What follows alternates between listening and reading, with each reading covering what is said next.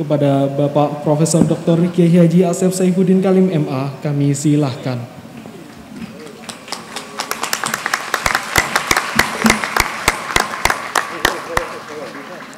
Assalamualaikum warahmatullahi wabarakatuh.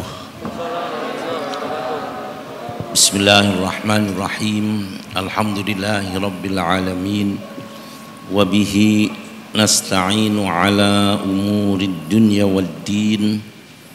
Wassalatu wassalamu ala ashrafil anbiya'i wal mursalin Sayyidina Muhammadin wa ala alihi wa sahbihi ajma'in. Rabbi israh li sadri wa yassir li amri wahlul 'uqdatam min lisani yafqahu qawli. Rabbana iftah bainana wa baina qaumina bil haqqi wa anta khairul fatihin. Amma ba'du. Yang kami muliakan, yang kami hormati para pinispuh, bapak-bapak, ibu-ibu dan saudara-saudara sekalian yang berbahagia, wabil khusus Bapak Kepala Sekolah, Bapak Ketua Komite, kemudian Bapak Motivator, Dewan Guru dan anak-anakku sekalian yang berbahagia. Saya merasa berbahagia sekali bisa komunikasi dengan anak-anak sekalian. Mohon maaf kalau materi saya tentang Mau'idatul Hasanah. Mau'idatul Hasanah itu artinya memberikan nasihat yang baik. Tentu saya harus menyesuaikan diri nasihatnya untuk anak-anak sekalian, agar anak-anak sekalian menjadi anak-anak yang berhasil dunia dan akhiratnya. Anak-anak sekalian, kita semua anak-anak sekalian sebagai kader-kader bangsa yang harus tahu apa yang dicita-citakan oleh bangsa dan negara kita.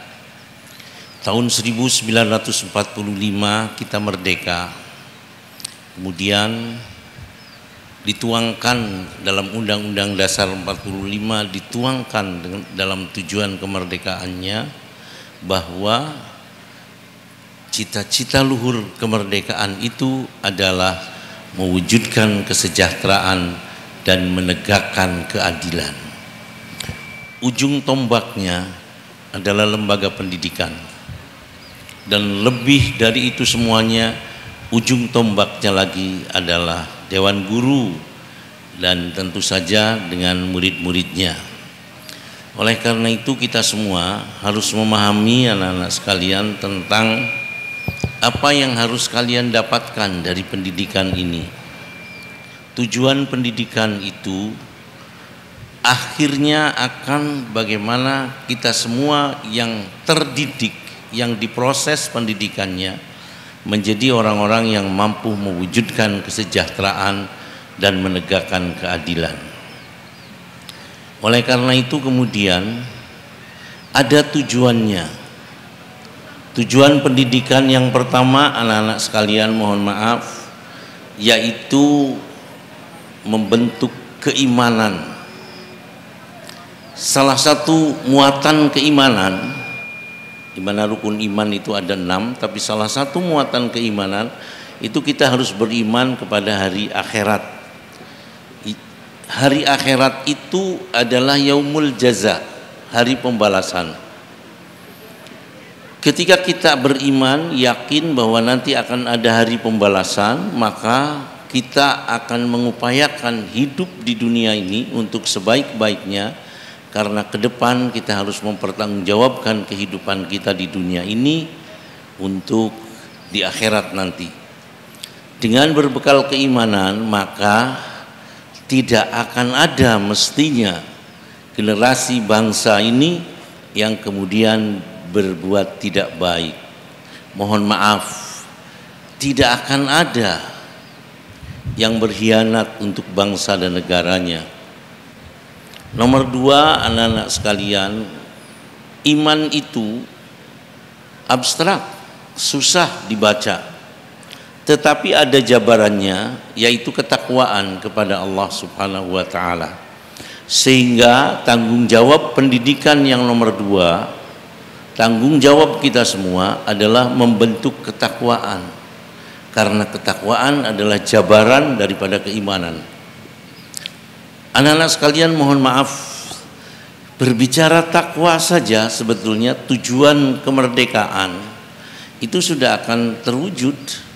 Di dalam Al-Quran disebutkan, wa may yattaqillaha yaj'al lahu makhrajan wa yarzuqhu min haitsu la yahtasibu wa may yattaqillaha yaj'al lahu min amrihi yusra.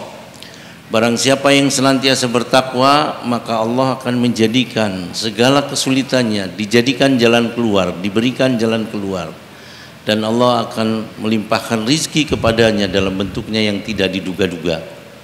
Ini anak-anak sekalian, tanggung jawab berikutnya yang kemudian anak-anak sekalian harus memperoleh itu semua.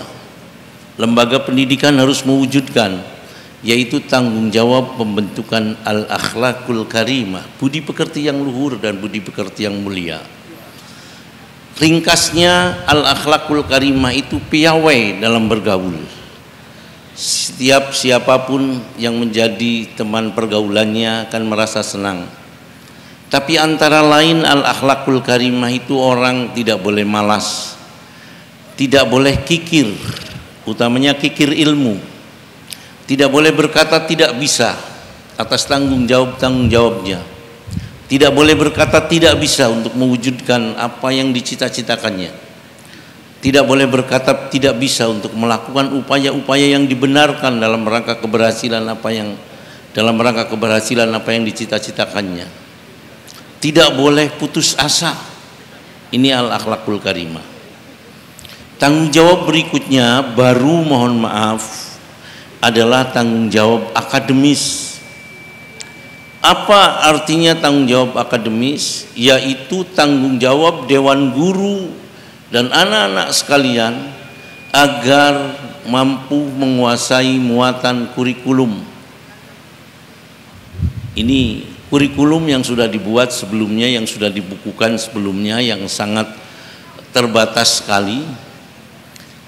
Secara utuh, sempurna tersampaikan kepada seluruh anak didiknya. Oleh karena itu harus ada sistem, guru tidak boleh berhenti menjelaskan sampai semua muridnya mengerti, dan murid harus tidak boleh berhenti bertanya sampai betul-betul mengerti. Tetapi kalau sudah mengerti tidak boleh terus bertanya. Ini bertentangan dengan al-akhlakul karimah.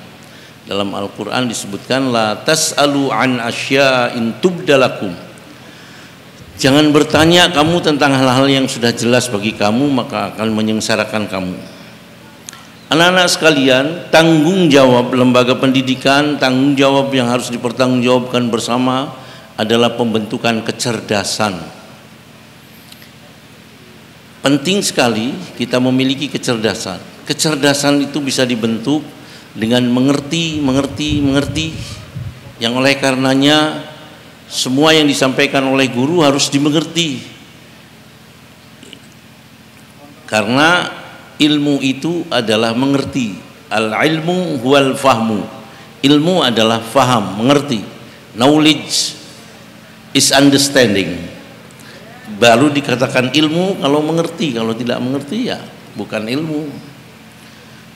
Tanggung jawab berikutnya, tanggung jawab kesehatan. Ini biasanya mohon maaf dihandle oleh guru-guru olahraga. Tetapi kadangkala guru olahraga tidak menyadari bahwa pada dirinya ada tanggung jawab yang harus ditunaikannya, yaitu membuat semua anak didiknya memahami tentang arti kesehatan dan kemudian mampu membawakan dirinya senantiasa sehat.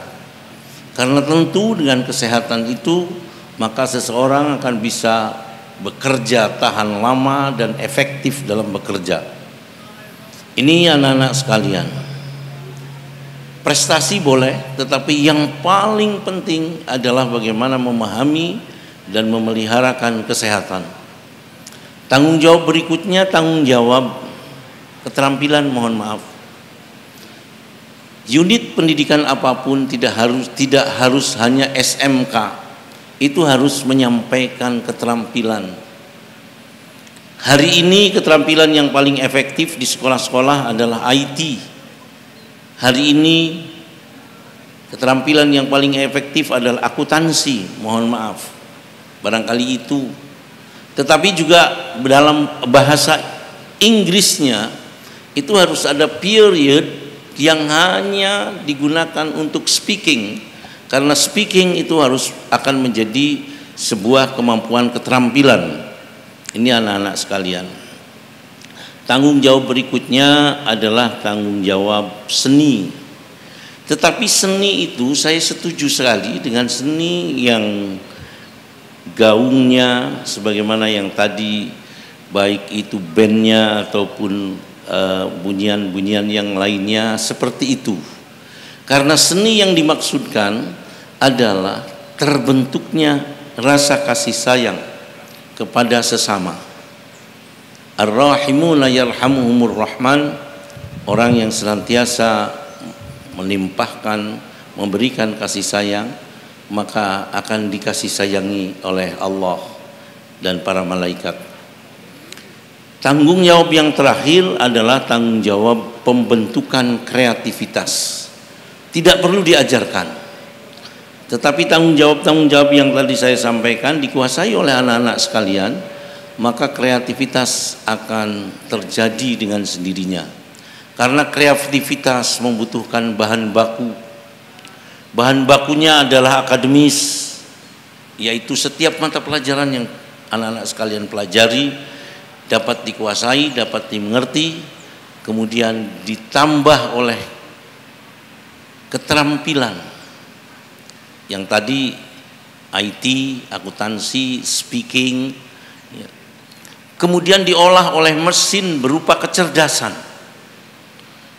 Maka akan menimbulkan kreativitas, akan membuahkan kreativitas. Ketika kreativitas yang bisa dihasilkan oleh adanya kekuatan dan kemampuan akademis disertai oleh keterampilan tadi,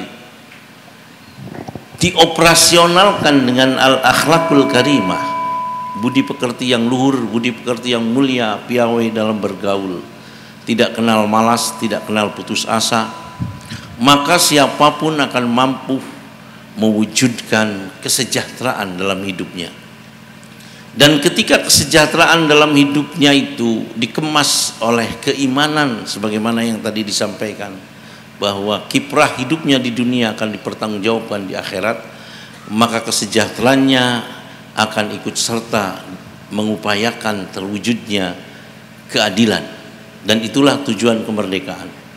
Mohon maaf, lembaga pendidikan di Indonesia sampai dengan 76 tahun sekarang ini, 77 tahun masih belum berhasil untuk mewujudkan cita-cita luhur kemerdekaan. Untuk itu baik sekali didatangkan motivator dalam hal ini untuk memotivasi anak-anak sekalian. Anak-anak sekalian, saya hanya ingin menambahkan bahwa salah satu upaya untuk mewujudkan keberhasilan hari ini, ketahuilah bahwa cita-cita anak-anak sekalian harus dicanangkan dengan cita-cita yang tinggi. Kenapa demikian? Jangan malu. Jangan karena aduh orang tua saya hina, papa miskin, rumah saya di bawah barongan, masa saya harus bercita-cita jadi dokter, harus bercita-cita jadi insinyur, masa saya harus bercita-cita ke luar negeri. Jangan malu. Kenapa demikian? Allah mencintai mereka yang cita-citanya tinggi. Innallaha yuhibbu ma'aliyal umuri wa yakrahu safsafaha. Sesungguhnya Allah itu mencintai mereka yang luhur urusan-urusannya, tinggi cita-citanya. Dan Allah tidak senang kepada mereka yang rendah urusan-urusannya, rendah pula cita-citanya. Ini anak-anak sekalian. Kenapa kita malu? Padahal sesuatu yang kita lakukan itu dicintai oleh Allah Subhanahu wa taala. Ini anak-anak sekalian, oleh karena itu bercita-citailah yang tinggi ya, dan tidak usah malu dengan cita-cita yang tinggi itu. Saya mohon maaf sedikit menceritakan tentang diri saya. Saya dulu saya sekolah di SMA Negeri 1 Sidoarjo. Kelas 2 saya keluar karena ayah saya meninggal dunia. Saya putuskan secara rasional siapa yang membiayai saya.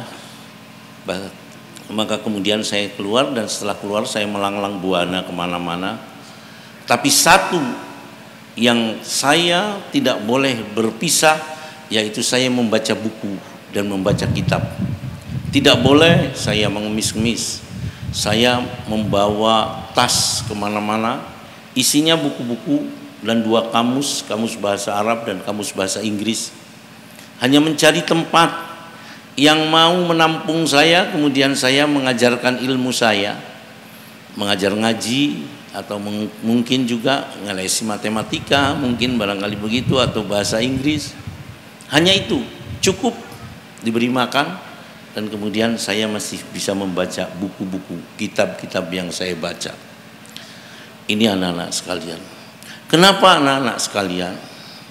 Karena seorang pemuda itu harus diwarnai oleh 2 hal. 1 ilmu, nomor 2 ketakwaan. Ala wallahi hayatul fata bil ilmi wat tuqa idza lam yakuna la'tibaru lidzatihi. Demi Allah, kehidupan seorang pemuda itu harus diwarnai dengan ilmu dan ketakwaan. Karena ilmu akan memberikan kekuatan ke depan, dan ketakwaan akan mendapatkan janji Allah bahwasanya kita akan mendapatkan kebahagiaan dan kesejahteraan. Anak-anak sekalian, setelah sekian lama saya melanglang buana mengembara, akhirnya sampai saya pada usia hampir 20 tahunan, dan kemudian saya berpikir harus sekolah. Ketika berpikir harus sekolah, saya tidak punya ijazah, tapi saya punya ilmu. Saya punya ilmu. Saya datangi lembaga pendidikan tempat saya dulu belajar, dan saya pernah mengajar di sana. Lembaga pendidikan swasta, dan ijazahnya ijazah swasta. Saya sampaikan, saya minta ijazah. Ya sudah, buat sendiri aja ijazahnya. Saya buat sendiri. Ijazahnya semuanya nilainya 9. Mau saya disuruh untuk membuat sendiri. Malu kalau 10, 9. Saya gunakan untuk masuk di IAIN saat itu. Karena ijazahnya swasta, saya harus menghadapi ujian 8 mata kuliah, 8 mata uji. Sementara kalau dari negeri itu hanya 3. Tapi karena saya sudah mempersiapkan diri dengan keilmuan yang terus membaca selama ini, maka tidak ada masalah, dan kemudian saya lulus. Saya tidak puas, saya berkuliah di jurusan bahasa Arab. Saya tidak puas, saya kepingin juga yang lain. Saya mendaftarkan diri ke IKIP negeri jurusan bahasa Inggris. Tetapi karena saya tidak punya ijazah, saya harus punya ijazah. Di IKIP negeri tidak bisa ijazah swasta dipakai.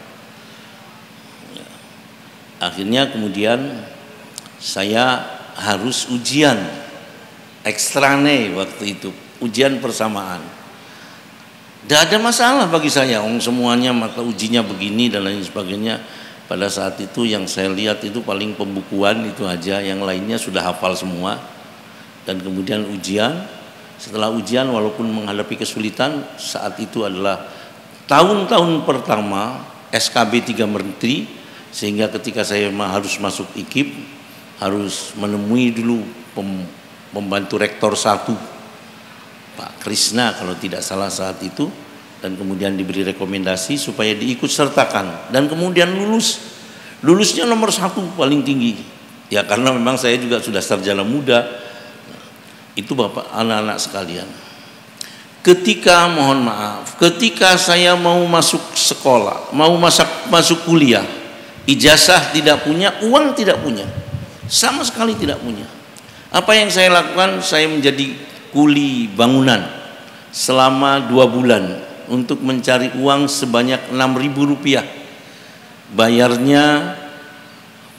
Bayaran yang saya dapatkan setiap harinya 225 rupiah.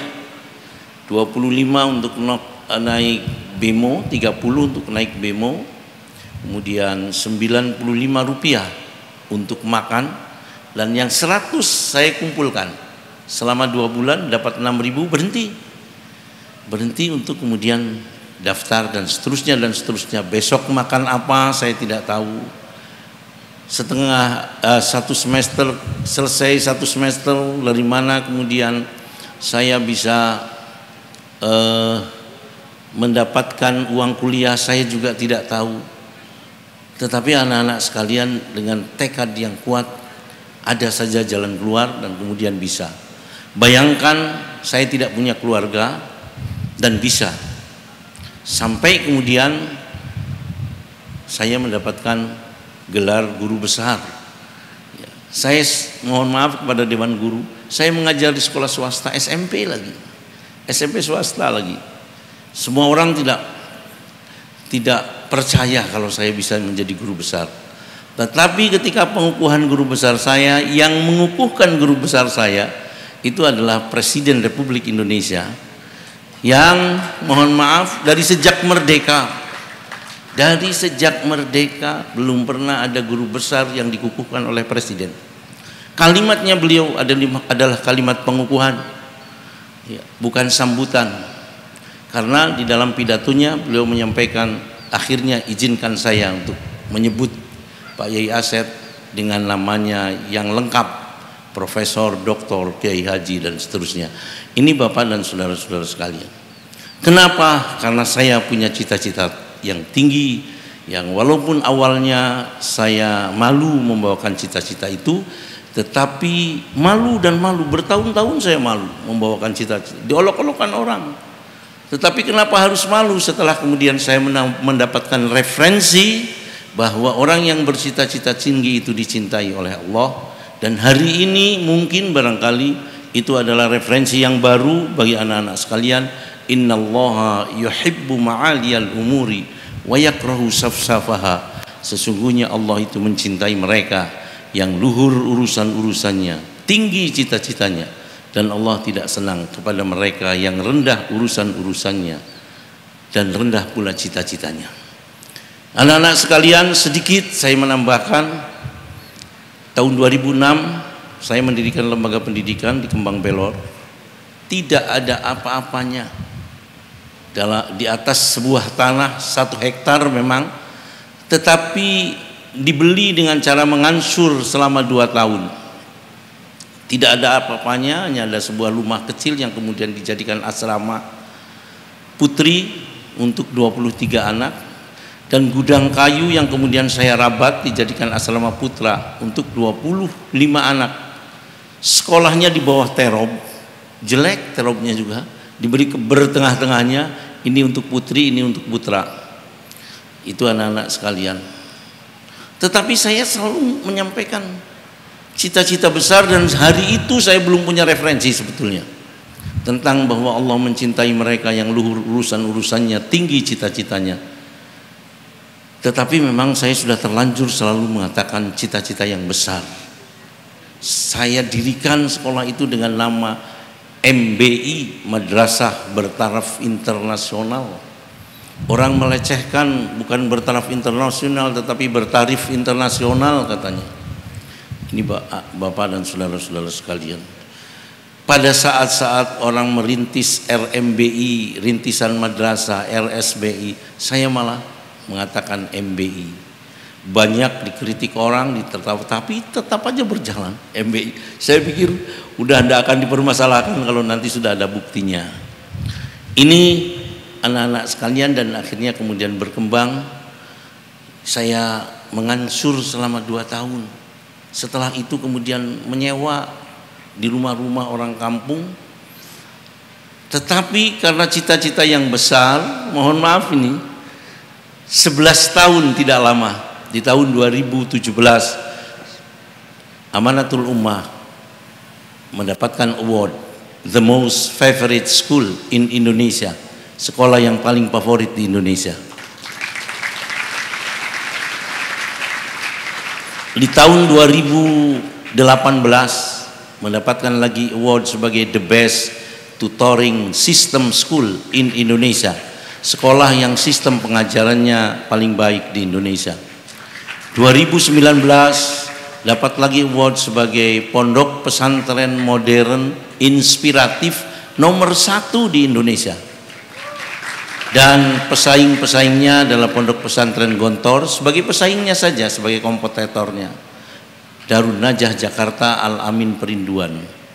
2020 dapat lagi award sebagai The Excellent Quality Education of 2020, lembaga pendidikan yang kualitasnya istimewa di tahun 2020. Itu anak-anak sekalian, mohon maaf semuanya dibawakan karena cita-cita besar.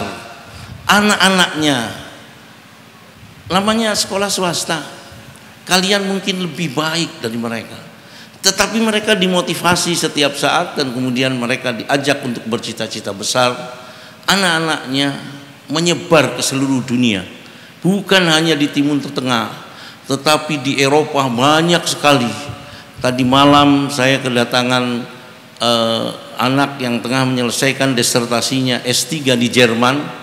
Beliau menyampaikan kepada saya banyak sekali lulusan Amanatul Ummah yang ada di Jerman, katanya. Ini Bapak dan Ibu sekalian, di berbagai negara di Timur Tengah. Ini karena mereka cita-citanya besar. Di Indonesia semua tidak ada yang tidak tembus. ITB pada jurusan-jurusan favorit saja, teknik informatika, teknik mesin dan dirgantara, teknik pertambangan dan perminyakan, yang begitu-begitu yang diambil oleh anak-anak. Mereka putra-putrinya orang-orang desa, ya, tetapi dibawakan oleh cita-cita yang tinggi. Untuk itu canangkan hari ini cita-cita yang besar bagi kalian. Tidak usah malu, karena justru Allah mencintai kalian yang membawakan cita-cita yang tinggi. Dan justru kalau anak-anak sekalian tidak membawakan cita-cita yang tinggi, malah tidak disenangi oleh Allah Subhanahu wa Ta'ala.